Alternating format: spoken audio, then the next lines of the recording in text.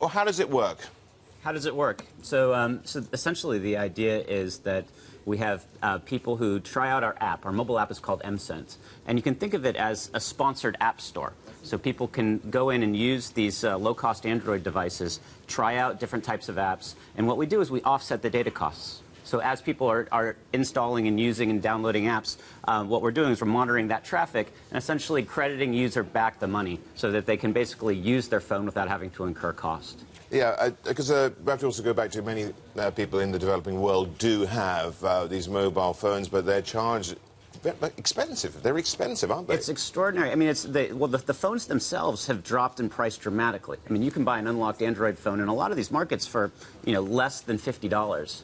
That's a lot of money there, though. It is, but they're getting to a point where this is about parity with kind of the traditional dumb phone, right? The phone that played Snake and sends text messages. You can now buy a phone that has that web browser and a lot of additional functionality.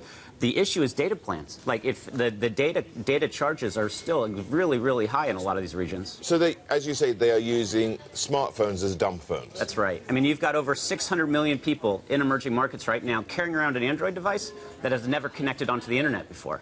Right? That's extraordinary, and I think it's tragic. So people are carrying around these smartphones, these supercomputers that... Is that because they don't know how to use them, or is it because they just find it too expensive? At the end of the day, if you're making minimum wage in a market like India and you want a 1 gig data plan, you have to work for over 20 hours in order to get that 1 gig plan. So while the price point of the handsets have gotten relatively low and affordable for people in that socioeconomic status, they can't get onto the internet because they can't afford the price per megabyte.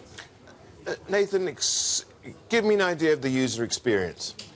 So if you open up our app, what you essentially see is a wide range of other apps. You can think of it as like the Google Play Store, but it's for apps that are sponsored. So you can go out and you can try, for example, Amazon. You can click on it, and then as you start using Amazon over time, we're giving you additional free internet. Free internet that you could use for anything, to download any other app, to watch a video, browse the web, what have you. And this is advertising, so it's supported by advertising. In that context, like Amazon would be subsidizing it by getting people to start using and using that Amazon app.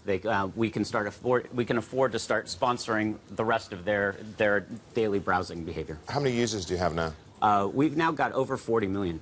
And most of them are where? Our largest market is India. We're now the second largest mobile advertising platform in India, next to Google. Right. So how do you want to get to 1 billion people? Now it's quite a stretch from 40. I mean, so at the end of year 1, we were at over 30 million. We're pacing to end our second year at over 100 million. I think it's sounding less and less naive, frankly. I mean, I think. Oh, you would say that, wouldn't you, Nathan?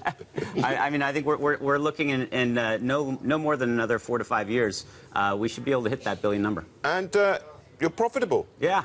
I mean, who knew? It is surprising, and again, I feel like I'm sounding less naive on that front too, giving away, essentially for free an internet.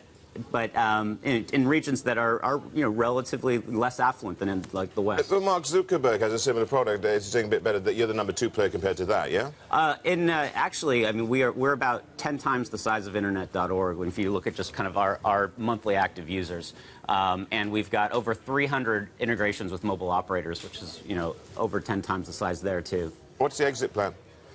For us, there's only one goal. Oh, you're just going to be organic growth and straight down the line. At the end of the day, what we're trying to get a better offer. We're going to give 1 billion people free internet access, and that is the core. That's the reason why we built the technology over the last 6 years, and we're wedded to that mission.